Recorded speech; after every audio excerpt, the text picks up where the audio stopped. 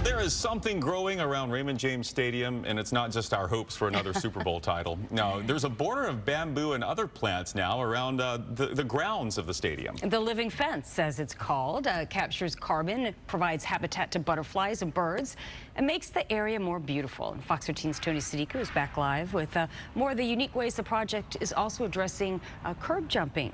You're okay now, Tony, right? I heard you had a little ant incident.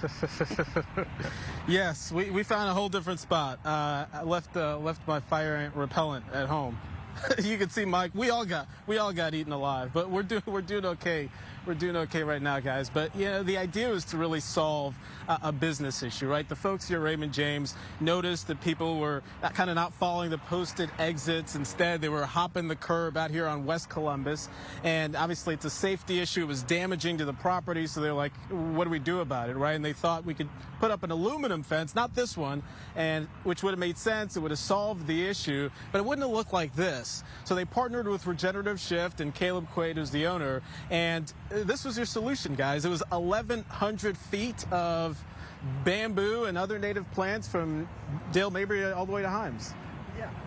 Yeah, it's just trying to look at ways of layering in life into solving business challenges. So rather than an aluminum fence, which is extractive, it's something that creates life, gets carbon out of the atmosphere through the bamboo, and something I'm probably even more excited about, creating habitat and food for birds and bugs through, in this case, shiny wild coffee, which is a native plant here that will grow to be a large bush, will still solve the curb jumping challenge, but in a way that is creating life. We planted it a little over 2 months ago. It's already starting to flower. We were seeing that's the shiny wild bush right there. Yep, we were seeing some bugs flying around it already today. Wow. And this will self-seed and grow. The beautiful thing with native plants is almost always they need less care than the other plants that we're putting in, so they cost less.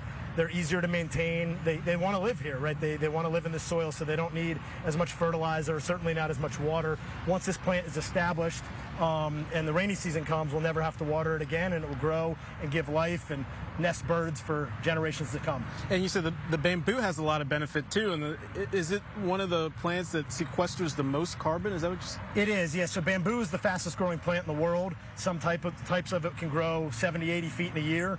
This will take atmospheric carbon and put it into the ground and into the root stocks and into the stalks that are growing up. So it is getting carbon out of the atmosphere and into the soil where it's much more beneficial to life. Such a unique project, and Tico was able to actually help out too.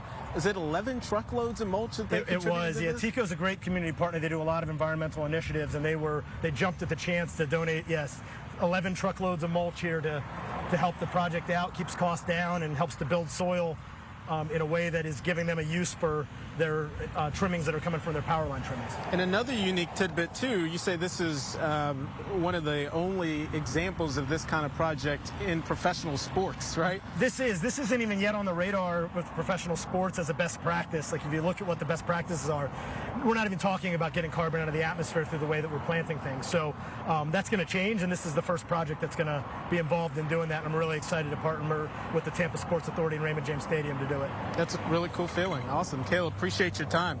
Guys, they planted 150 of the Golden Goddess bamboo, the shiny wild coffee, the smaller bushes there, almost 30 of them. So obviously a great thing that looks great, helps the environment, so everybody wins.